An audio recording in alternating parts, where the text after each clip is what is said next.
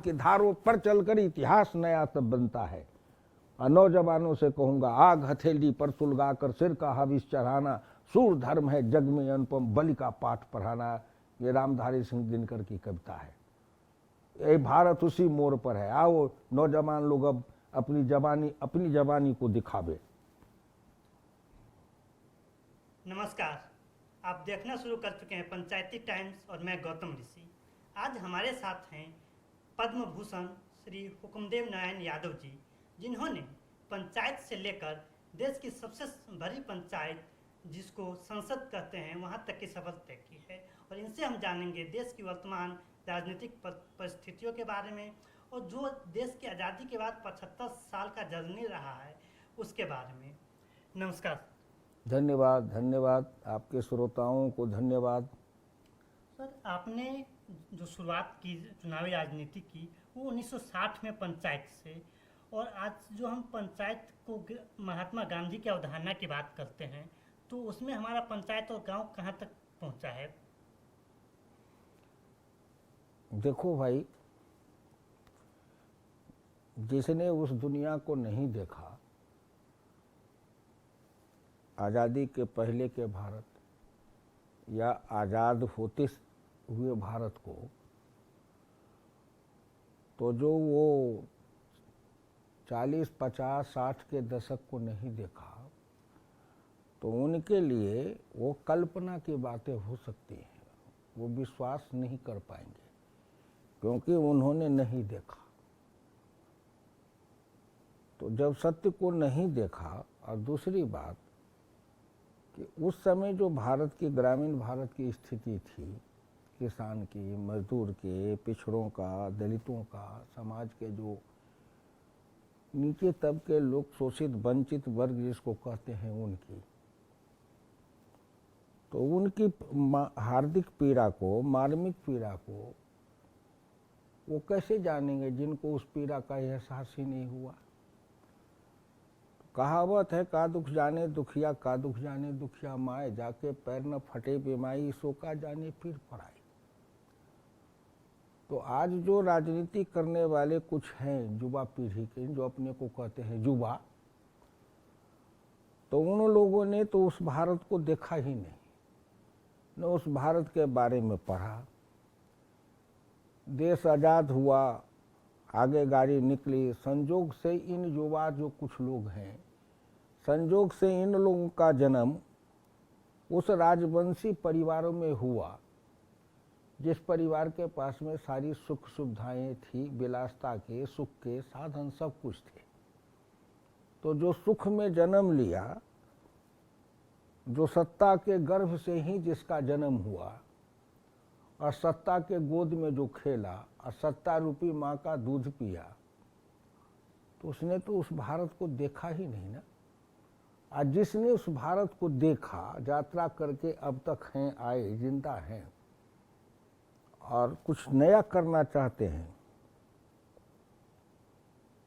तो उसके मार्ग में वही लोग अवरोधक तत्व हैं, पैदा कर रहे हैं, पैदा कर रहे हैं, जो वंशवादी हैं, परिवारवादी हैं, भ्रष्टाचारवादी हैं, देश को लूटने वाले लोग रहे हैं। ऐसे लोगों का गिरोह शुरू से था, आज भी है, हो सकता है आगे भी रहे। अब देश के युवा वर्ग को और देश के लोगों को ही निर्णय करना है तो किसको चुनते हैं, क्योंकि लोकतंत्र है, लोकतंत्र में तो चुनाव से होता है ना। अब लोकतंत्र में राजा रानी माँ के पेट से पैदा नहीं होता है, अब लोकतंत्र में राजा पैदा होता है निर्धन निर्बल गरीबों के वोट रूपी ब्रह्मास्त्र से। तो जो वोट देने वाले हैं निर्धन निर्बल गरीब पिछड़े दलित, उनके ऊपर निर्भर है। तो उस भारत को अगर पहले आज़ादी के समय शुरू से ही अगर दृढ़ इच्छा शक्ति के साथ, संकल्प के साथ जो इस देश का कुछ नया कायाकल्प करना चाहने वाले लोग होते, नेतृत्व होता, तो हो सकता था। कुछ लोग थे उसमें, सरदार पटेल जैसे लोग थे और भी कुछ लोग थे। लेकिन सवाल होता है नेतृत्व का, तो जो नेतृत्व बना आज़ादी भारत के, तो बस इतना ही समझ लो कि डॉक्टर राम मनोहर लोहिया ने लिखा है कि अंग्रेजी राज के अंतिम वाइसराय भारत के प्रथम प्रधानमंत्री थे। उन्होंने लिखा है, किताब में पढ़ ले लो, नेहरू के समय में कहते थे। तो अब इसी से हिंदुस्तान के युवा वर्ग समझ ले कि लोहिया ने कितनी बड़ी बात कह दी कि अंग्रेजी राज के अंतिम वाइसराय भारत के प्रथम प्रधानमंत्री थे। अब इसी में संपूर्ण रहस्य राज छिपा हुआ है। अब इसको युवा वर्ग के लोग खोजे, इसका विश्लेषण करें कि इसमें लोहिया के कहने की क्या मंशा थी और उनके हृदय में क्या पीड़ा थी जो बोले थे। आप समाजवाद के मुखर आवाज रहे हैं। मेरा आगे का क्वेश्चन था राम मनोहर लोहिया जी पे और उनके समाजवाद पे। तो अगर हम अपने दर्शकों को बताना चाहें आपके माध्यम से कि लोहिया जी का समाजवाद क्या था और समाजवाद किसे कहते हैं, तो आप अपने शब्दों में एक बार बता दीजिए। देखो, समाजवाद है, एक है अंतर्राष्ट्रीय समाजवाद, जिसको कहते हैं सोशलिस्ट इंटरनेशनल था। एक साम्यवाद है, उसको भी समाजवाद ही लोग कहते हैं। लेकिन अलग अलग अपने विश्व के अंदर जो समाजवाद के विचार करने वाले लोग थे, सबकी अपनी अपनी देश के अनुसार सामाजिक, आर्थिक, राजनीतिक परिस्थिति के अनुसार विश्लेषण करते थे। तो डॉक्टर लोहिया का जो समाजवाद था उसका नाम ही था भारतीय समाजवाद। अंग्रेजी में लोग बोलते थे इंडियन सोशलिज्म। भारतीय समाजवाद का मतलब था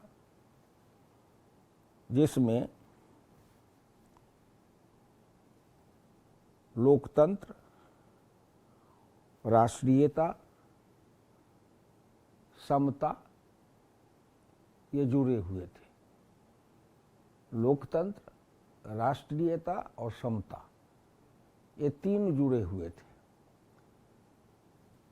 तो अब इसी के आधार पर उनके अपने खरे थे। तो उसी के आधार पर उन्होंने चौखंभा राज की बात की थी कि 4 खंभा होना चाहिए। गांधी जी के ग्राम स्वराज के आधार पर कि पंचायत हो, ग्राम पंचायत, जिला पंचायत, राज्य पंचायत और केंद्र पंचायत। चारों के अंदर संविधान के तहत अधिकारों का बंटवारा होना चाहिए। जैसे है संघ सूची, राज्य सूची, समवर्ती सूची, 3 सूची है। तो उसी तरह ग्राम सूची, जिला सूची, प्रांत सूची और केंद्र सूची। तो संविधान के तहत वो अधिकारों का बंटवारा हो, अधिकार का, धन का भी और अधिकार का भी। अधिकार मतलब पंचायत को क्या अधिकार होगा संविधान के तहत।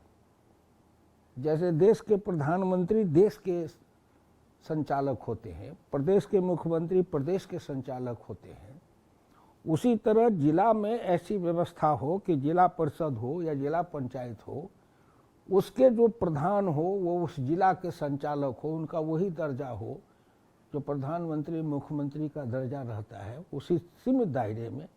और पंचायत का जो प्रधान हो उसका अपने पंचायत के अंदर में वही दर्जा रहे जो दर्जा प्रधानमंत्री और मुख्यमंत्री का होता है। तो ये तब होता जब एक तो जन जागरण होता, दूसरे राज चलाने वाले जो लोग थे उनकी मनसा होती, उनके अंदर मनसा। मनसा माने कि लोकतंत्र का अर्थ है लोक का, लोक के द्वारा लोक के लिए।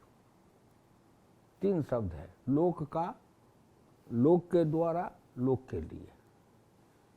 तो लोक के लिए तो है, क्योंकि जो राज्य है वो सब लोक के लिए ही सब विकास काम है, बाकी सब हैं। लोक के द्वारा है क्योंकि लोग के वोट से पार्लियामेंट, विधानसभा से, पंचायती राज से लेके यहाँ तक सब बनते हैं, लोक के द्वारा है। लेकिन लोक का नहीं है, लोगों के लिए भी नहीं हो पा रहा है।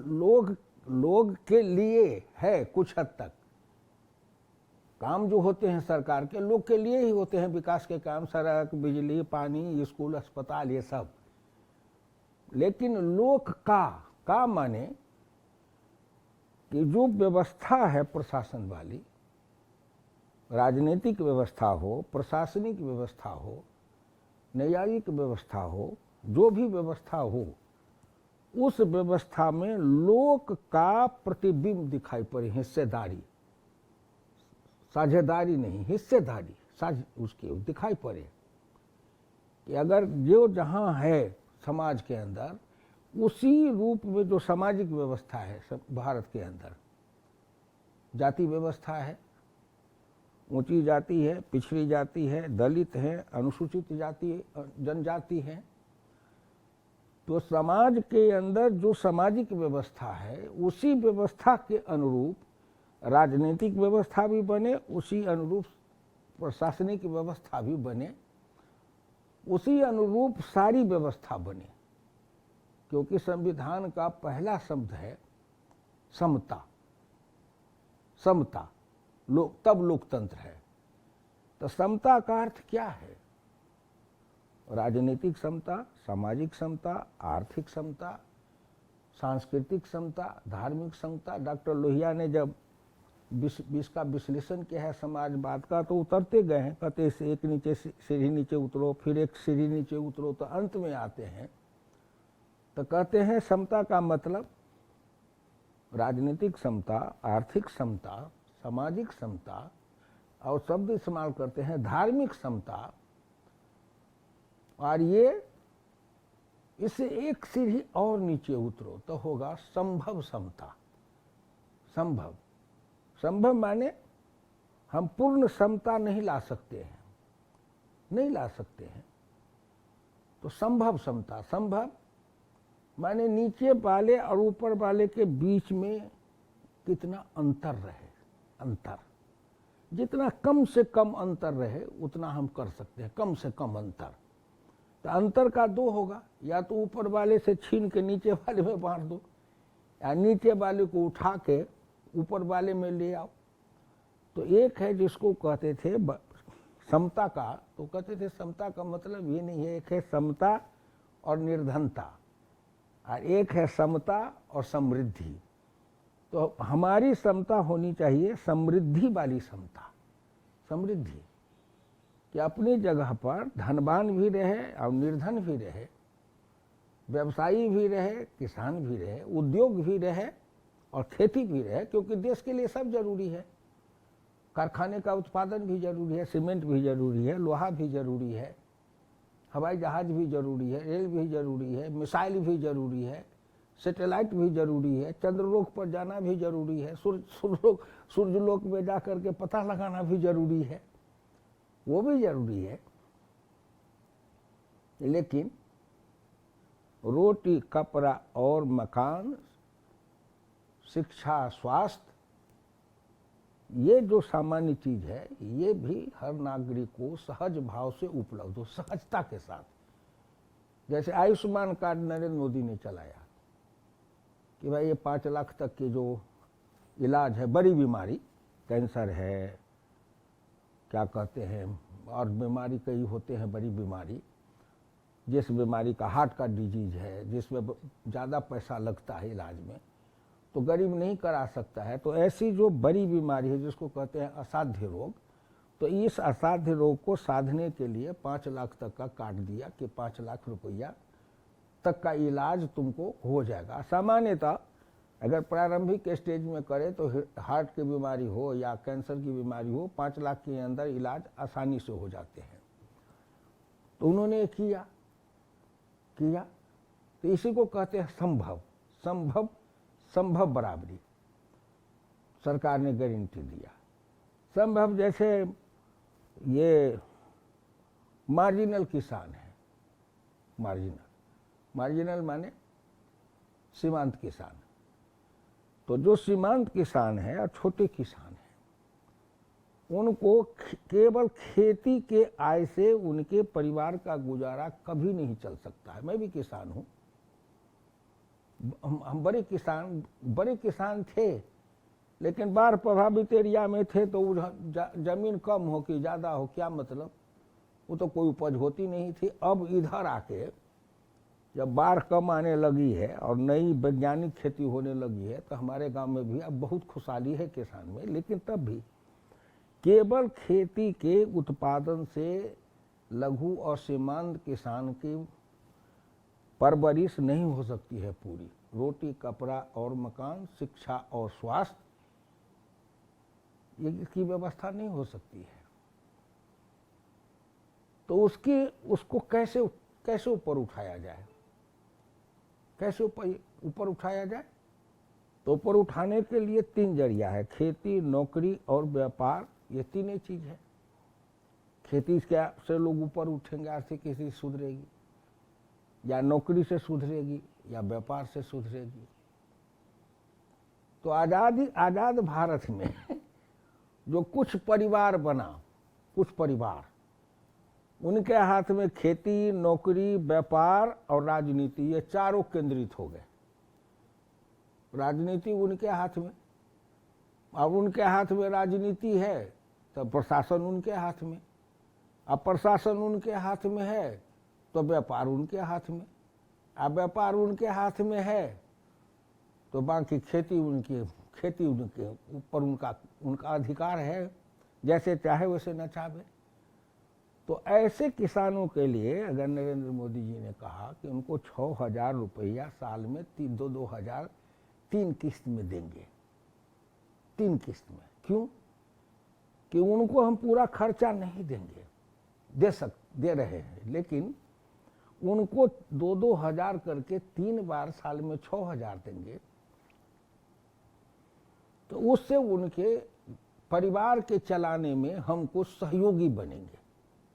सहयोगी, जैसे किसी के यहाँ बेटी की शादी होती है तो रिश्तेदार लोग आते हैं ना न्योता देने, तो बेटी की शादी का पूरा खर्चा नहीं ना उठाते हैं, उसमें सहयोगी बनते हैं। मदद अपने अपने लिफाफा देते हैं, जिस रिश्तेदार की जितनी हैसियत देते हैं। तो उसी तरह से हम उन किसानों के लिए हम ये साल में 6,000 रुपया, उसी तरह हम उनके रिश्तेदार समझो या उनके मददगार समझो, हम सहायता करेंगे, सहायता। और ये जो 6,000 रुपया हम देंगे तो 6,000 रुपया लेके गांव के अंदर कुछ खरीदेंगे, खर्चा करेंगे। तो जब गांव के अंदर खरीदेंगे, खर्चा करेंगे, तो गांव के अंदर जो छोटे छोटे रोजगार करने वाले दुकानदार, व्यापारी चौराहे पर है, अनेक तरह के कारोबार करने वाले, तो उनकी बिक्री बढ़ेगी। तो ये पैसा से फिर उनका परिवार भी चलेगा। और फिर वहाँ जो सामान खपत होगी सामान का, तो फिर उसका उत्पादन भी बढ़ेगा। और जब उसका उत्पादन बढ़ेगा तो फिर उस उत्पादन में भी लोग लगेगा। तो इस अर्थनीति को समझे बगैर कुछ नेता है जो समझता है नहीं, और होशियार के जैसे कहता है हुआ, तो उसकी जाति के नाम पर और उसके कोई नेतागिरी के नाम पर पार्टी का अंधभक्त है, वो कहता है सब हुआ। अब उस नेता से कोई पूछता ही नहीं, क्या हुआ, सो बताना क्या हुआ। तो ये जो है देखो करने का, यही समाजवाद था। डॉक्टर लोहिया यही कहते थे, खेती, नौकरी और व्यापार, एक आदमी एक रोजगार। केवल सिद्धांत नहीं समता का। बताओ आर्थिक विषमता कैसे मिटेगी? तो आर्थिक विषमता ऐसे मिटेंगे, खेती, नौकरी और व्यापार, एक आदमी एक रोजगार। जिसके पास में खेती है, नौकरी है, व्यापार है, जिसके पास में तीनों है, उसको सरकार से कुछ नहीं देंगे। जिसके पास में 2 है, उसको भी कुछ नहीं देंगे। जिसके पास में कुछ नहीं है, न खेती है न नौकरी, खेती माने जो स्मॉल मार्जिनल फार्मर्स जिसको कहते हैं, वो किसान है तो भूमिहीन किसान के जैसे है। वो किसान नहीं है, वो मजदूर है, मजदूर किसान। तो पहले जो ऐसे मजदूर किसान हैं उनको ऊपर उठाने के लिए अगर नौकरी देना होगा, व्यापार देना होगा, तो उनको खोज के देंगे। पहले उसको उस घर में नौकरी देंगे, छोटी नौकरी हो, 3 ग्रेड 3 का हो, 2 का हो, 1 का हो, जो हो। तो अगर उनके नौकरी देंगे उनके परिवार को, तो उनके लिए फिर उसी तरह कानून भी बनाना पड़ेगा ना, कि एक है जो गांव की स्कूल में प्राथमिक विद्यालय से लेके और महाविद्यालय तक, विश्वविद्यालय तक की पढ़ाई गांव में रह के करता है। काफ़ी बच्चे हैं जो अपने घर में खाते हैं और वहीं से रह करके कॉलेज तक की पढ़ाई पढ़ते हैं, विश्वविद्यालय तक के गांव में रह के। तो एक गांव में रह के सरकारी स्कूल में पढ़ता है, और एक कुछ शहरों के अंदर, अब तो बड़े गांव के अंदर भी कुछ छोटे बड़े निजी स्कूल बन गए हैं। और दिल्ली में महानगरों में तो ऐसे ऐसे स्कूल है कि एक आदमी का बच्चा पढ़ता है तो लगता है 5 स्टार 7 स्टार होटल में रह के पढ़ता है, लाट साहब के जैसे। तो एक है जो माँ के पेट से निकलता है तभी से गिट पिट बोलने का काम शुरू करता है। गिट पिट माने अंग्रेजी। तो अंग्रेजी भाषा, अंग्रेजी भूषा, अंग्रेजी संस्कार, अंग्रेजी संस्कृति, अंग्रेजी व्यवहार। और एक है देसी भाषा, देसी खान पान, देसी संस्कार, जिसको कहते हैं लोक भाषा, लोक भूषा, लोक भोजन, लोक भवन, लोक संस्कृति, लोक शिक्षा। तो टकराव है, एक है सामंती शिक्षा, एक है लोक शिक्षा। तो अगर उस लोक शिक्षा वाले को हम इस रोजगार में, नौकरी में अगर प्रतिनिधित्व देना चाहेंगे, तो हमको उस नौकरी के शर्त को वैसे ही बनाना पड़ेगा कि विश्वविद्यालय, ग्रामीण विश्वविद्यालय तक पढ़े हुए छात्रों को हम सरकारी नौकरी में सभी स्तर पर उनको 50%, 60% उनको हम संरक्षण देंगे, आरक्षण नहीं, संरक्षण देंगे, विशेष अवसर, स्पेशल अपॉर्चुनिटी। और ये अगर करना चाहेंगे तो न संघ लोक सेवा आयोग वाला मानेगा, न सुप्रीम कोर्ट मानेगा, नहीं मानेंगे। क्योंकि संघ लोक सेवा आयोग के जो मेंबर और अध्यक्ष बनते हैं वो तो सब वही बड़े लोग हैं। और सुप्रीम कोर्ट में जो बनते हैं जज, हाई कोर्ट से सुप्रीम कोर्ट तक, कोई बड़े बाप बेटा दलाल, बैल के दाम 12 आना, तो बाप बेटा की दलाली है। और राजनीति में भी जो वंशवाद है वो भी बाप बेटा की दलाली है। तो राजनीति का बाप बेटा का दलाल, और न्यायपालिका में बाप बेटा की दलाली, और प्रशासन में बाप बेटा की दलाली। तो ये बाप बेटा की दलाली कब तक चलेगी देश में? कब तक चलेगी? और जब तक चलेगी तब तक ये समाजवाद, लोहिया की जो नीति है, ये मैंने बताया कि एक नीति है वो उसके लिए। तो ये दो ही है। तो कहा कि एक तरह कर दो शिक्षा, राजा पुत्र निर्धन संतान सबकी शिक्षा एक समान, सभी के, कल राष्ट्रपति प्रधानमंत्री के बच्चे हों या इस दिल्ली के झुग्गी झोपड़ी के बच्चे हों, सब एक स्कूल में पढ़ेंगे, एक जैसा खाना खाएंगे, मिड डे मील, और एक जैसा सबको ड्रेस पहनना पड़ेगा, एक ड्रेस, एक पोशाक, एक भोजन, स्कूल का मिड डे मील सबको खाना पड़ेगा। और एक जैसा स्कूल, एक जैसी किताब, एक जैसी पढ़ाई, और तब एक जैसी नौकरी, तब एक जैसी प्रतियोगिता एक जैसा। नहीं तो एगो काबुली घोड़ा को रखो और एगो गांव के गधा को रखवा, कहो कि दोनों जो रेस में जीतेगा वही राजा बनेगा, तो भाई काबुली घोड़ा तो जीतेगा ही ना, काजू किशमिश खाने वाला घोड़ा, बादाम खाने वाला। ये है समाजवाद, ये है समाजवाद। तो डॉक्टर लोहिया के समाजवाद थे, निर्गुण नहीं थे, सगुण थे, सगुण।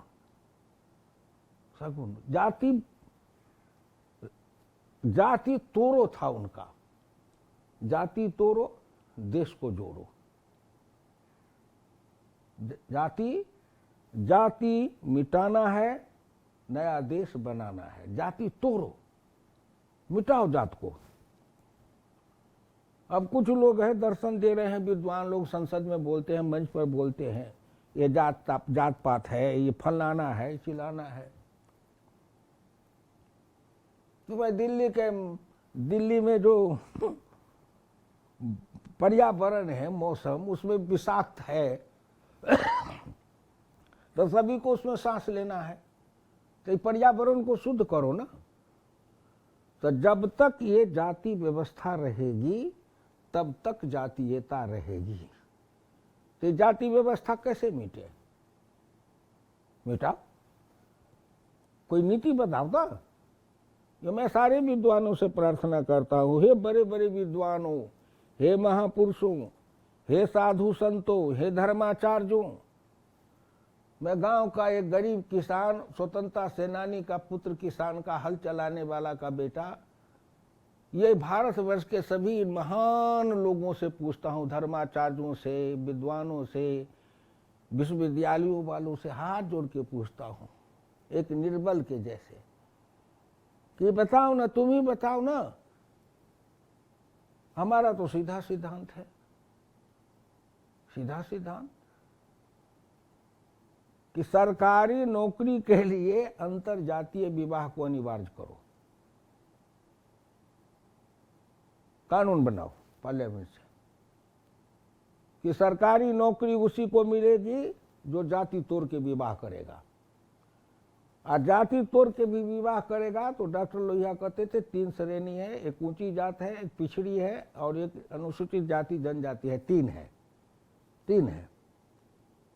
3 श्रेणी हुआ। तो इसमें से तीनों में से एक की बेटी हो और एक का बेटा हो, ये नहीं कि एक ही में। अगर ऊंची जात वाला आपस में कर ले तो उसको नहीं मानेंगे। अगर बेटा बेटी ऊंची जात का हो तो बेटा बेटी पिछड़े चाहे दलित का हो, अगर बेटा बेटी दलित का हो तो बेटा बेटी में से कोई पिछड़ी जात का हो या ऊंची जात का हो। ये बड़ी कड़वी दफा है साहब। ये जो राष्ट्रवादी लोग कहते हैं राष्ट्रवाद, राष्ट्रवाद, राष्ट्र की एकता, राष्ट्र की अखंडता, पैबर घोड़ी था न पावे, लंगड़ी घोड़ी टांग उठावे। और जिस दिन ये लागू हो जाए, जिस दिन ये भारत से जाति प्रथा का समूल नाश हो जाएगा, उसी दिन भारतवर्ष में हिंदुत्व का वो विराट स्वरूप कृष्ण के जैसा पैदा लेगा और उसी दिन भारतवर्ष विश्व गुरु के पद पर भी पहुंचेगा। लेकिन कौन मानेगा? कौन मानेगा? हम ही लोग हैं उस पीढ़ी के जो अभी तक की बात को बोलते चले जा रहे हैं। इसके बाद कोई बोलेगा कि नहीं बोलेगा, क्या जाने। हाँ, बोलने वाला था। गरीब का बेटा बिहार में कर्पूरी ठाकुर थे, उनके स्वामी जयंती मनाई जा रही है। लोग जयंती मना लेंगे, इसलिए मना लेंगे जयंती, फोटो पर माला चढ़ा लेंगे कि कर्पूरी ठाकुर के नाम पर गरीब अति पिछड़े वर्ग का कुछ वोट हमको मिल जाएगा, वोट मिल जाएगा। लेकिन कर्पूरी ठाकुर ये सब मुख्यमंत्री बने थोड़े दिन, ये सब किए। अंग्रेजी की अनिवार्यता खत्म कर दिए, हाई स्कूल तक बच्चों का फीस माफ कर दिए, प्राथमिक विद्यालय में सबको बच्चों को ड्रेस देने का सोचे थे, सबको किताब कॉपी पेंसिल मुफ्त में देने लगे थे, अलाभ कर जोधपुर से मालगुजारी खत्म कर दिए थे, पीछे 26% आरक्षण दिए थे, वैज्ञानिक तौर पर 12% अति पिछड़ा, 8% ताकतवर पिछड़ा, 3% समाज के सभी महिला और 30% समाज के अन्य वर्ग के गरीब लोग। और उसमें कहा जिसको इनकम टैक्स लगता है, किसी भी आरक्षण का लाभ, किसी भी वर्ग के लोगों को आरक्षण का लाभ उसी को मिलेगा जो इनकम टैक्स नहीं लगता है। जो आयकर देने वाले हैं उस परिवार को इसका लाभ नहीं मिलेगा। कर्पूरी जी ने बनाया था। और बिहार के जो राज चलाने वाले लोग हैं उससे सुधार किए होंगे कि क्या किए होंगे, राम जाने। क्योंकि वो गरीब थे ना, गरीब थे। एक बात समझो, जो बहुत निर्धन वर्ग से आता है ना, नीचे से गरीब, निर्धन, निर्बल, वो गरीबी के दलदल से निकल के आता है। तो गरीबी के दलदल में, कीचड़ में जो कमल खिलता है ना, वो कबीरदास जी के जैसे निष्कलंक होता है, कबीरदास के जैसे। तो ऐसे हुए, कर्पूरी ठाकुर हुए बिहार में, भोला पासवान शास्त्री भी थे, कांग्रेस के थे, इससे क्या। कामराज नाडर हुए थे इस देश में, डॉक्टर लोहिया हुए थे, चौधरी चरण सिंह हुए थे। आज भी भारत के प्रधानमंत्री नरेंद्र मोदी उसी कीचड़ के कमल हैं, उसी है, लड़ रहे हैं, चारों तरफ के निहित स्वार्थियों से लड़ रहे हैं, उन पर चारों तरफ से लोग हम निहित स्वार्थ वाला हमला कर रहा है। अकेले वो लड़ रहे चक्रव्यूह को तोड़ने में, ईश्वर उन्हें सफलता दे। तो आपने जो कहा डॉक्टर लोहिया की एक नीति थी समाजवाद की, निर्गुण नहीं, सगुण कार्यक्रम। आपने जाति प्रथा तोड़ने की बात की, लेकिन आज के बिहार के जो मुख्यमंत्री हैं नीतीश कुमार, वो भी खुद को समाजवादी बताते हैं और उन्होंने जातिगत आधारित आरक्षण जातिगत आधारित सर्वे करवाया है पूरे बिहार में और जाति को उभारने की कोशिश की जा रही है। तो इसको आप किस तरह देखते हैं? हम कुछ नहीं बोलेंगे।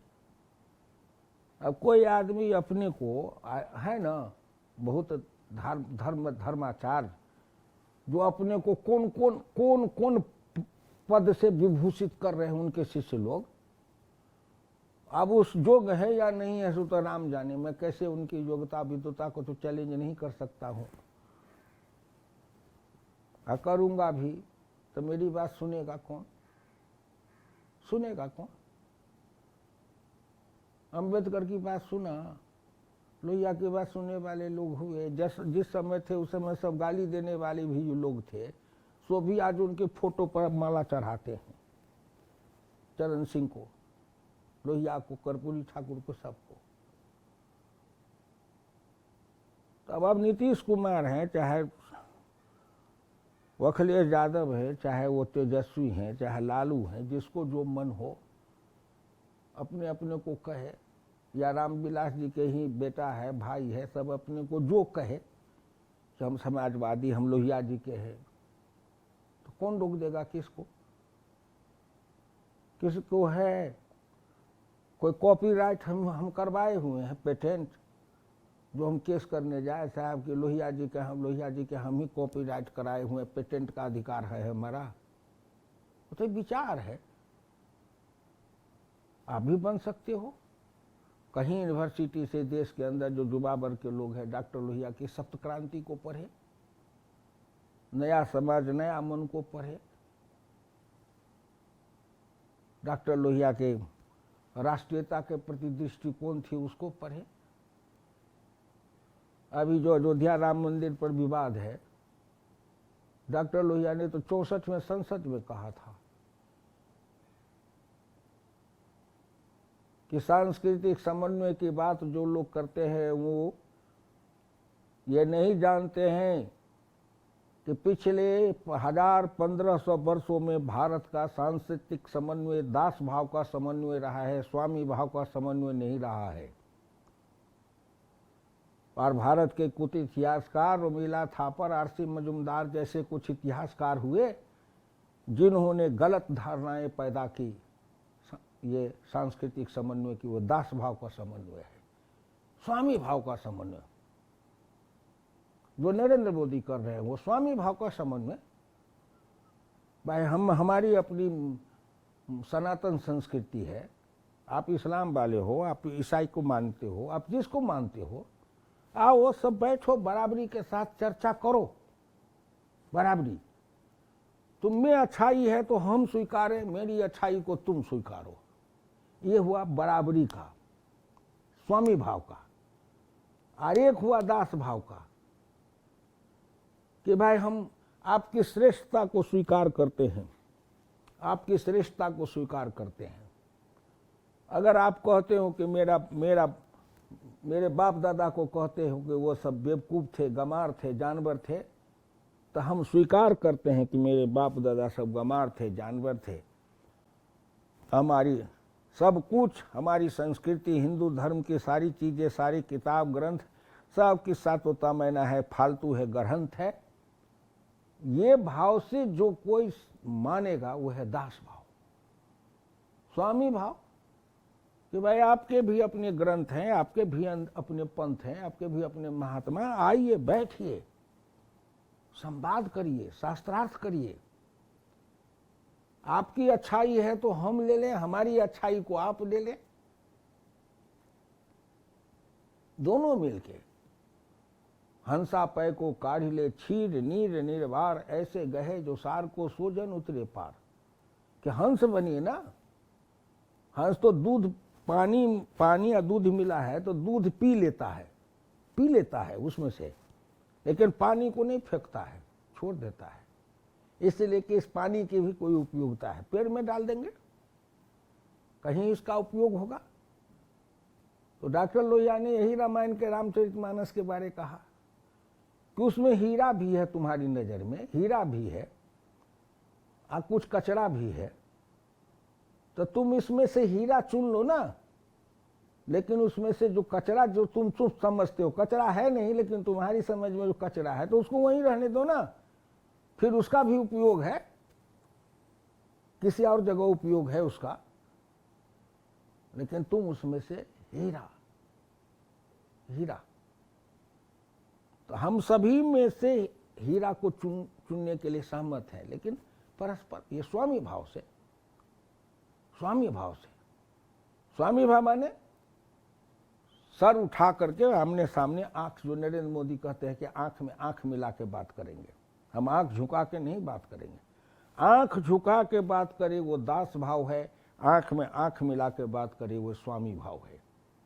और डॉक्टर लोहिया ने कहा था कि भारत को स्वामी भाव की आवश्यकता है, दास भाव से भारत को मुक्त होना चाहिए। ये है समाजवाद,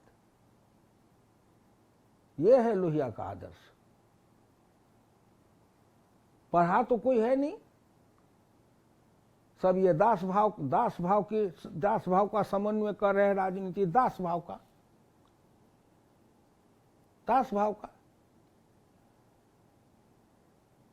उससे भारत को मुक्त होने का अवसर आया है। आपने किसानों का जिक्र किया, आप खुद भी अटल जी के समय में कृषि राज्य मंत्री रह चुके हैं, फिर भाजपा के किसान मोर्चा के 2 बार राष्ट्रीय अध्यक्ष, और किसानी से आप जुड़े रहे हैं। आज में देश का किसान खुशी नहीं है, चाहे वो एमएसपी को लेकर हो, सही दामों को लेकर, सिंचाई की व्यवस्था या लागत अधिक हो गया है, और जो छोटे मोटे किसान हैं, जहां हमारे बिहार में बीघा में नापा जाता है, तो 2-3 बीघा वाले किसान हैं, उनको मजदूरी का अभाव हो रहा है, मजदूर नहीं मिल पा रहा, न उनमें इतनी हिम्मत है कि वो बड़े बड़े उपकरण ले आएँ। तो चारों तरफ से अभी किसान परेशान हैं, तो इसको आप किस तरह देखते हैं? देखो, इसका उत्तर जो अपने को पिछड़े के नेता कहते हैं, सबसे ज़्यादा ये जो जिस किसान की आप बात करते हो, सो सबसे ज़्यादा पिछड़े वर्ग और अनुसूचित जाति और अनुसूचित जनजाति वाले हैं, सबसे ज़्यादा। उनके नाम पर जो राजनीति करने वाले हैं देश में, उन लोगों से जाके एक बार पूछो कि आप क्या बताते हैं। एमएसपी पर है, मिले, लेकिन इतने दिन तक जो देश में शासन की व्यवस्था थी, और दिल्ली के शासन में ये बाकी जितनी छोटे दल हैं जो चिल्ला रहे हैं, किसी न किसी रूप में, प्रत्यक्ष रूप में हो, अप्रत्यक्ष रूप में हो, लेकिन दिल्ली के शासन में 10 बरस तक रहे।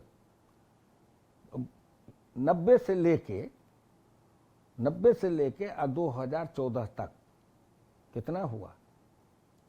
24 साल। इतने दिन तक जो मिली जुली सरकारें बनी, तो उसमें भाजपा के अलावे बाकी जितने दल हैं, सभी दल कहीं न कहीं सरकार में या तो सम्मिलित रहे, या सरकार के सहयोगी रहे, या सरकार के साथ मिलकर दुकानदारी करते रहे। ये सब थे किसी न किसी रूप में। तो इतनी दिनों में आज जो ये पूछने वाले हैं, उनकी नज़र नहीं खुली थी, वो क्यों नहीं कर पाए थे? क्यों नहीं समस्या का निदान खोजे? ये जो आंदोलन करने वाले हैं, दिल्ली घेरने वाले, तो ये लोग कहाँ थे उस समय? मुर्दा थे क्या? इनमें ताकत नहीं थी क्या? नहीं थी क्या? हाँ, किसान की समस्या है कि एमएसपी नहीं, किसान की समस्या है कि उसको फसल की कीमत मिले। एमएसपी तो सबसे बेकार चीज है, उसके फसल की उचित कीमत मिले, उसकी खेती में लागत कम हो। जब लागत कम होगी और उत्पादन ज्यादा होगा और कीमत लाभकारी होंगे, तब किसान की उन्नति होगी। तो खेती में लागत कम हो, ये इतने दिनों तक सोचने वाले ने क्यों नहीं किया? ये केमिकल फर्टिलाइजर्स जो इतने उपयोग करवाया खेतों में और खेती की लागत को इतना बढ़वाया, किसने किया? जमीन के सिंचाई अंधाधुंध करने के लिए अंडरग्राउंड वाटर का जो शोषण किया, अब वाटर लेवल नीचे चल गया, पीने का पानी नहीं मिलेगा 10 वर्ष के बाद लोगों को। इसके लिए अपराधी कौन होगा?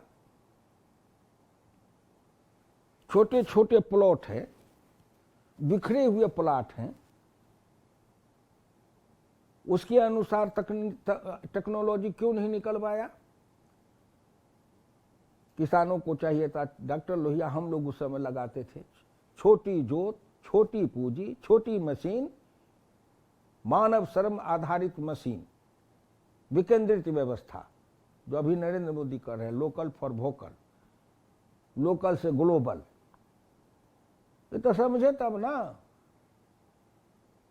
लेकिन मन में तो कुछ है, भीतर मन में कुछ है, बाहर कुछ है।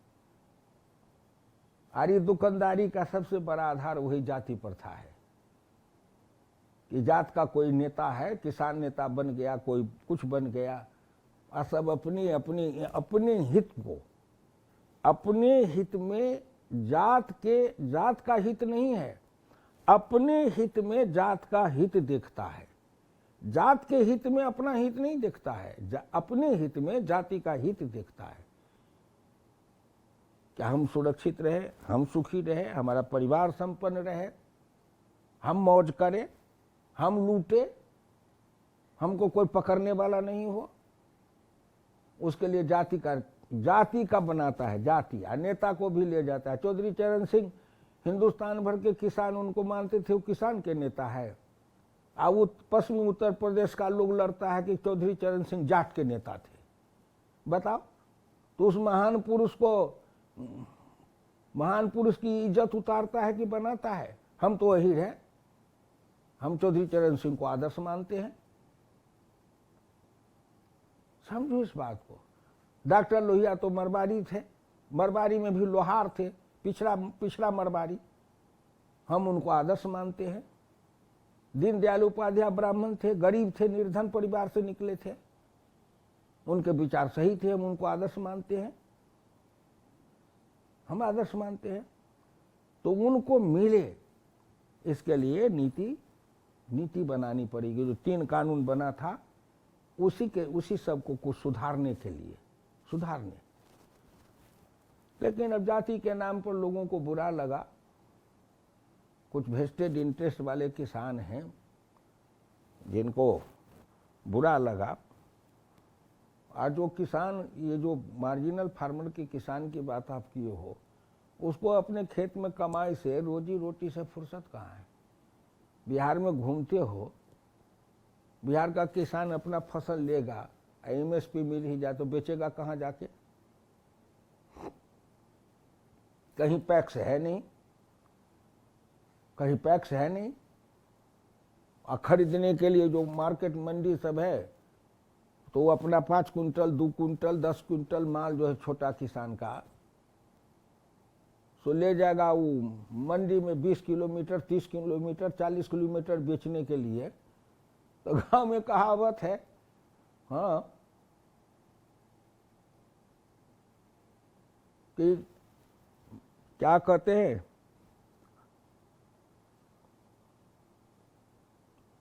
बियाह में देते के कन्या नहीं देते के लहठी। इसलिए किसी चीज को आप लोग नई पीढ़ी के हो, मैं देश के संपूर्ण युवा पीढ़ी से कहता हूं, संपूर्ण युवा पीढ़ी से, अब तुम हुकुमदेव नारायण यादव की बात को छोड़ो, लेकिन सबसे हाथ जोड़ के प्रार्थना करता हूं कि समग्रता में सोचो। समग्रता माने आर्थिक, सामाजिक, राजनीतिक, प्रशासनिक, सांस्कृतिक, समग्रता में सोचो।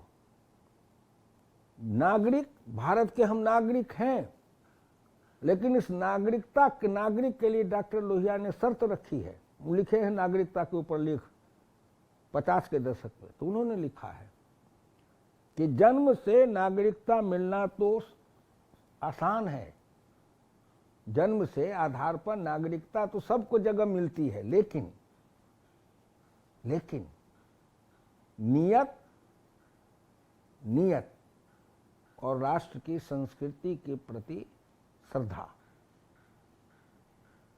ये भी देखने की बात है।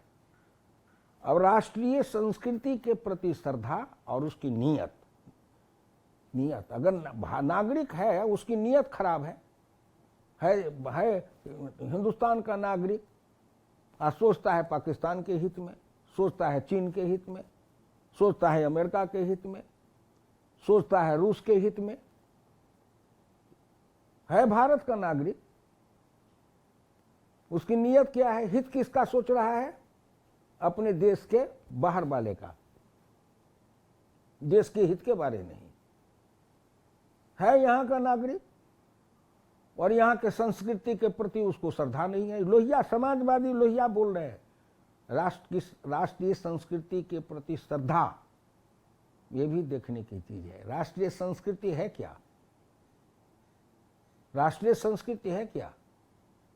हमारा राष्ट्रीय संस्कृति है भारत, और जब ही भारत का नाम लेंगे तो हमारी राष्ट्रीय संस्कृति है सनातन।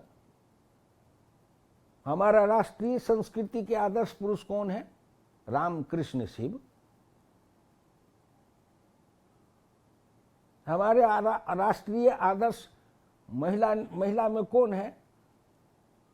महालक्ष्मी, महाकाली, महासरस्वती। ब्रह्मा विष्णु महेश, महाकाली, महालक्ष्मी, महासरस्वती, ये तीन हमारी नारी के आदर्श हैं, और 3 हमारे ये पुरुष रूप में आदर्श हैं। और हमारी संस्कृति का जो प्रवाह है, उद्गम गंगोत्री से निकलते हैं। गंगोत्री सूख जाए तो गंगा में क्या रहेगा? तो अगर भारत के राम सूख जाए, कृष्ण सूख जाए, शिव सूख जाए, लक्ष्मी, सरस्वती, काली की धारा सूख जाए, तो भारत की संस्कृति की धारा रहेगी कहां? ये तो हमारे उद्गम स्रोत है। भारतीय संस्कृति के गंगोत्री हैं ये त्रिदेवी और ये त्रिदेव। समाजवादी लोहिया कहते थे, मैं उनका शिष्य बोल रहा हूं, जिसको बहस करना आवे, मेरे पास में किताब है, निकाल के बता देता हूं, पढ़ ले उस महापुरुष की बात को।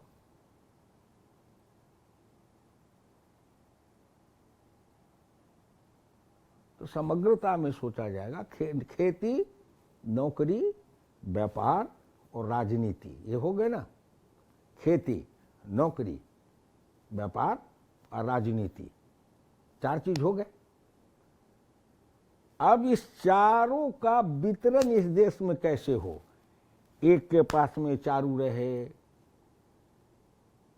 कि ये चारों 4 के पास में रहे, या जिसके पास में कुछ नहीं है उसको पहले मिले, या जिसको मिला हुआ है उसी को खूब मिले, उसी को नौकरी में खुद सुविधा भी मिले, रिटायर करे तो उसको पेंशन भी मिले, वो उसको सब कुछ मिले। अब बात करेगा उसका। तो भाई कहीं से जब काटेंगे तब कहीं से कुछ देंगे, तब बड़े लोगों का कुछ काटेंगे तभी तो उस गरीब का पेट भरेंगे। तो गरीब के पेट में रोटी दो, तुम 5 स्टार होटल में बेटा बेटी का विवाह, लंच, डिनर, पार्टी करो, और एक पार्टी में एक 200, 400, 500 आदमी के भोजन को बर्बाद करो, जानवर भी नहीं खाए, फेंको। तो एक तरफ तुम भोजन को फेंकते हो डस्टबिन में, और एक तरफ ही दिल्ली के अंदर हजारों लोग फुटपाथ पर भूखे आधा पेट खा के रहते हैं। पहले उसको भोजन रोटी देना है जरूरी, कि पहले तुम्हारे बेटा बेटी के ब्याह में और डिनर और लंच पार्टी में उस खाना को फेंकवाना है जरूरी?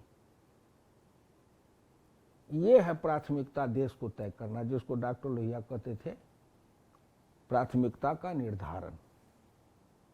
तुम्हारी प्रायोरिटी क्या है? भूखे को रोटी दो, प्यासे को पानी दो, बेवस्त्र को वस्त्र दो, अशिक्षित को शिक्षा दो, निर्धन को धन दो, कमजोर को शक्तिशाली बनाओ। और इस करने के लिए अगर ऊपर वाले से कुछ छीनना भी पड़े तो कानून बना के ऊपर वाले से सीमा लगा करके उनसे लाओ, रोको, और ला करके इनको दो। ये बहुत दिन तक ये अपमानित होकर के भूखे नंगे के जैसे इनको सिनेमा वाला जो गाना गाया था कि अब भारत में भूखा नंगा कोई न रहने पाएगा, जोर लगा ले अरे जवानी कितना जोर लगाएगा, इस जग में भगवान का झंडा कभी न झुकने पाएगा। उसी तरह नरेंद्र मोदी का संकल्प है कि इस भारत से गरीबी को, निर्धनता को, अशिक्षा को, बीमारी को और विषमता को मिटाना है। इसी विशेष काम के लिए नरेंद्र मोदी की योजना है, सर योजना, इसी विशेष काम के लिए वो कर रहे हैं। बड़े लोग हैं तो उनको जलते हैं, तो वोट का समय है, जनता के हाथ में निर्णय है। अब इन गरीब जनता जो हैं, जनार्दन उनके हृदय में जो जन जन में राम है, कोई है सोई जो राम रचि राखा। कौन राम? जो जन जन के हृदय में विराजमान राम है, कोई है सोई जो राम रचि राखा। जो जन जन का राम है उसी के हाथ में फैसला है, भारत का भाग्य है। अब जन जन का राम क्या करेंगे सो तो 2024 का परिणाम बताएगा। 2024 के जिक्र आपने कर ही दी। विपक्ष भी अब अपनी तैयारियां कर रहा है और एक इंडिया गठबंधन बनाया है, जिसके बैनर तले वो लोग लड़ने जा रहे हैं आगामी चुनाव। तो इसको एक तरह से चुनौती के रूप में आप देख रहे हैं? कुछ नहीं, कहीं का ईंटा कहीं का रोड़ा, भानुमती ने कुनबा जोड़ा। 10 गो लंगड़ा आपस में टांग जोड़ लेगा तो 2 गो टांग वाला के बराबर हो जाएगा। सबकी दृष्टि अलग है, सबकी दिशा अलग है, सबका अपना अपना स्वार्थ है, सबका अपना अपना स्वार्थ है। अस्वार्थियों का जमघट है, जमघट। बस न उनकी एक न समलक्ष्य है, न समबोध है, न समदृष्टि है। जब तक समदृष्टि, समलक्ष्य, समबोध, ये 3 डॉक्टर लोहिया कहा करते थे। समदृष्टि, समलक्ष्य, समबोध।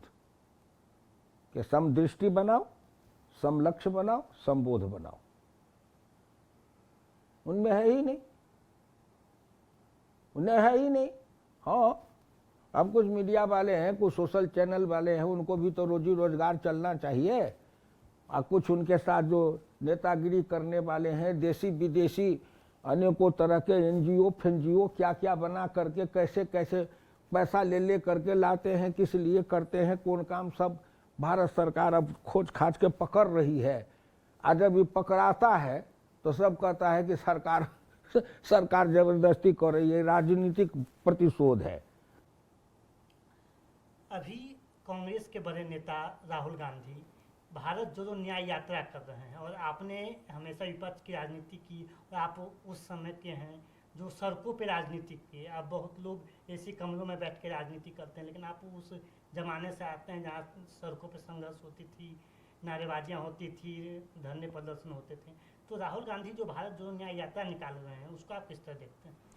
बस मैं हिंदुस्तान के सभी विश्वविद्यालय के छात्रों से, अध्यापकों से, प्राध्यापकों से, देश के मीडिया के बड़े बड़े विद्वानों से एक ही प्रार्थना करूंगा कि राहुल गांधी से डॉक्टर लोहिया की किताब जो विदेश नीति और भारत चीन की उत्तरी सीमा है, इस दोनों के अंदर जो डॉक्टर लोहिया ने नेहरू के समय में जो चित्रण किया है कि देश के असली गुनाहगार कौन, और फिर guilty man of India's partisan जो लिखा है, भारत के विभाजन का अपराधी कौन, गुनाहगार, पढ़ ले।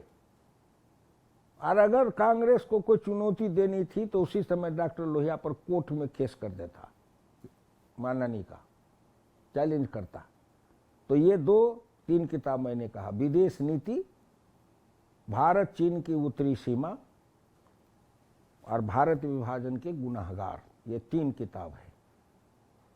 और पढ़े तो ये समाजवादी आंदोलन का इतिहास विस्तृत मिलेगा। एक छोटी मोटी बात नहीं है, 2-4 टुक में कह दे। लेकिन पूर्वोत्तर की हालत खराब है, उर्वशियम की हालत जिसको नेफा, डॉक्टर लोहिया ने कहा कि कौन पागल लोगों ने उसका नाम नेफा रखा, वो तो उसका नाम है उर्वशियम, हम उर्वशियम कहते थे। आखिर उस उर्वशियम की दुर्दशा हुई, चीन के कब्जे में भारत की भूमि गई 62 में, भारत की सेना भाग चली, अफसर लोग भाग पड़े थे। पंडित नेहरू ने रोते हुए पूर्वोत्तर के आसाम के लोगों को विदाई दे दी थी। लोगों को, युवा वर्ग के लोगों को राहुल गांधी से पूछना चाहिए, भारत जोड़ो न्याय यात्रा में तुम बताओ कि भारत को तोड़ने का अपराधी कौन है, पूर्वोत्तर में ये दुर्दशा पैदा करने के लिए अपराधी कौन है। बहुत प्रश्न है जो भारत चीन की उत्तरी सीमा विदेश नीति में कई, जो इतने प्रश्न के उठाने के लिए कोई आदमी आवे तो एक दिन हम किताब निकाल के पढ़ के सुना देंगे तो आंख से आंसू आ जाएगा कि भारत की इस दुर्दशा के कारण कौन है। और तब डॉक्टर लोहिया ने पीड़ा से कहा था कि किसी दिन भारत में शुद्ध राष्ट्रीयता की सरकार आएगी तो देश के गद्दारों के ऊपर मुकदमा चलाएगी। कितनी पीड़ा थी उस आदमी के हृदय में। अब आई है राष्ट्रीयता वाली सरकार, कुछ कर रही है, डॉक्टर लोहिया के अरमान पूरे हो रहे हैं। आप जब चुनाव लड़ते थे तो एक भाषण आपने दिया था कि रोटी पलटने की अपील करते थे आप, क्योंकि जब भी कोई दूसरा निर्वाचित होता था तो आपका कहना था कि ज़्यादा दिन तवा पर रोटी रखेगा तो रोटी जल जाएगा, और आपका उसका तात्पर्य था कि बदलते रहिए अपने प्रतिनिधि। तो क्या 10 साल के बाद भारत की सरकार में जो अभी सरकारें हैं वो रोटी पलटने वाली है? देखो, रोटी को पलटते रहो तो ये जो रोटी पकाने वाली होती है वो न देखती है कि रोटी को पलटना है, कि अभी रोटी एक तरफ नहीं पकी है, पलटना चाहिए। रोटी है एक पलटना, और एक है रोटी को तावे पर से फेंकना। तो एक है पलट के रोटी को सेकना, पलट के, कि अगर वही रोटी है उसी रोटी को पलट के सेको। एक तरीका भी हो सकता है कि वो राज चलाने वाले जो लोग हैं, अगर उनकी दिशा सही है, दृष्टि सही है, लक्ष्य सही है, संकल्प सही है, तो उस राज चलाने वाले लोग में से पुराने लोग को हटते जाएं और नए लोग उसमें आते जाएं। ये भी है रोटी पलटना, ये केवल नहीं है कि राज बदलना, नहीं, व्यवस्था बदलना कि पुराने लोग हटे और नया लोग आते जाए। नहीं तो पानी जम जाने से सर जाएगा पानी, तो वो भी है, वो रास्ता भी है। दूसरा, कब रोटी को पलटना चाहिए वो तो रोटी पकाने वाली जाने, तो जनता जाने ना, हम क्या फैसला करेंगे? हम तो दूर से देखने वाले ये सवाल कर रहे हैं, रोटी तो सेक रही है जनता, तो वो देखेगी ना कि भाई अब रोटी को पलटना चाहिए कि नहीं, अभी रोटी नहीं पूरी नहीं पकी है। गेहूं की रोटी जल्दी पलटी जाती है, मरवा मकई की रोटी जो है, बाजरे की रोटी इतनी जल्दी नहीं पलटी जाती है, सबके अपने पे है। तो जब जनता समझे। हाँ, बात है 1991 की, 90-91 की, अगर मैं गलत न हूँ तो चंद्रशेखर जी प्रधानमंत्री थे उस वक्त और आप कपड़ा मंत्री थे, तो उस समय कुछ एक नारा आया था, शायद आप कपड़ा मंत्री थे, और एक नारा था कि जनता का जोश भागा, भारत का कपड़ा मंत्री निवर्स्त होकर भागा। तो ये क्या मुद्दा था? अच्छा लो, क्या हुआ? चलो, ये सब चर्चा के विषय नहीं है, चर्चा के विषय नहीं है। चुनाव में कुछ घटनाएं घटी थी, अब उपद्रवी तत्व किसी के साथ कुछ कर दे तो उसका क्या क्या क्या कहेगा लोग? सभी तरह के लोग समाज में रहते हैं। तब फिर तो समाज में लोग हैं, चुनाव के समय में किसी तरह के कोई उग्रवादी उपद्रवी तत्व कुछ कर दे। नरेंद्र मोदी पटना गए थे गांधी मैदान में, उनकी सभा में कितने बम फोड़ दिया था, कितने लोग घायल हुए थे। तो उसी तरह की कोई घटना घटी थी जो कि अशोभनीय थी, और उसको उन्होंने ऐसे बनाया जैसे मजाक का विषय बनाया।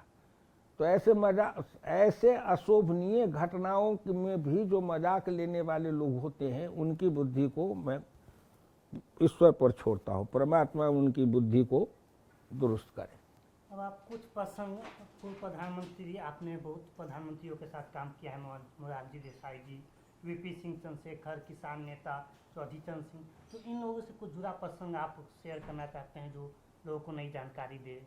अब की जानकारी देंगे, हम जवाहरलाल प्रधानमंत्री थे, तो जवाहरलाल से लेकर नरेंद्र मोदी तक के सभी प्रधानमंत्री को देखा है,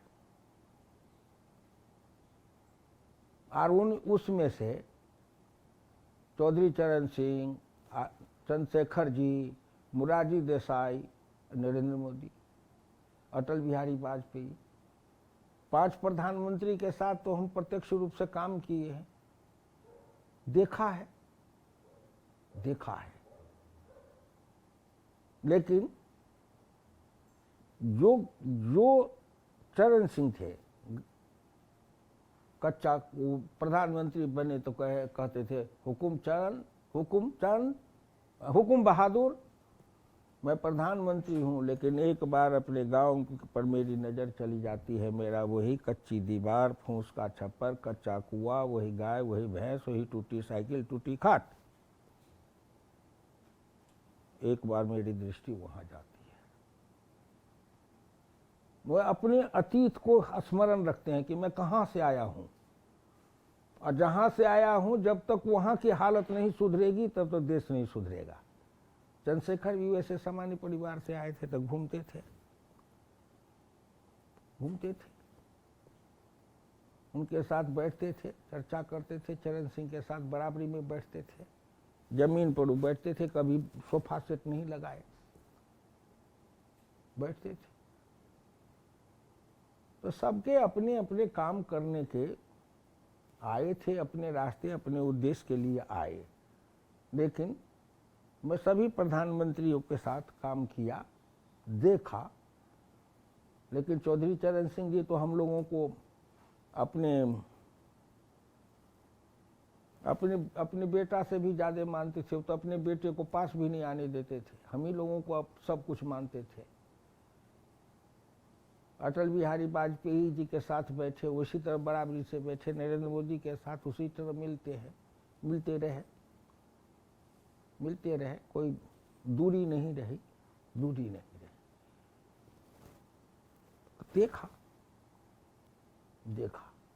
अटल जी भी सारे हिंदुस्तान में घूमे थे, प्रचारक कहते थे, उन्होंने भी गरीबी को नजदीक से देखा था घूमने में। नरेंद्र मोदी ने भी गरीबी को, अभाव को, उपेक्षा को, अपमान को नजदीक से देखा, सहा। चरण सिंह ने भी देखा, सहा। चंद्रशेखर ने भी देखा और सहा। तो जो ऐसे लोग थे उन्होंने कुछ किया भी, कुछ सोचा भी, कुछ करने का संकल्प भी लिया। उन लोगों ने हम लोगों के साथ बहुत ही अपनत्व का, अपनापन का व्यवहार भी किया। तो कब एक ही बात जो कर्पूरी ठाकुर जी आम सभाओं में कहते थे, का दुख जाने दुखिया, की दुख जाने दुखिया माए, जाके पैर न फटे बीमाई, सो का जाने पीर पराई। तो ऐसे जो लोग थे दुखिया माए के जो गर्भ से आए थे, सो जिनके पैर में खुद बीमारी फटी थी। बीमारी उसी को फटती है जिसके पैर में जूते चप्पल ना हो, नंगा पैर हो। तो ऐसे लोग जो आए उन लोगों की दृष्टि एक थी। जो राजमहल में जन्म लिए, सोने के पलंग पर आए, सोने के चम्मच का दूध पिए,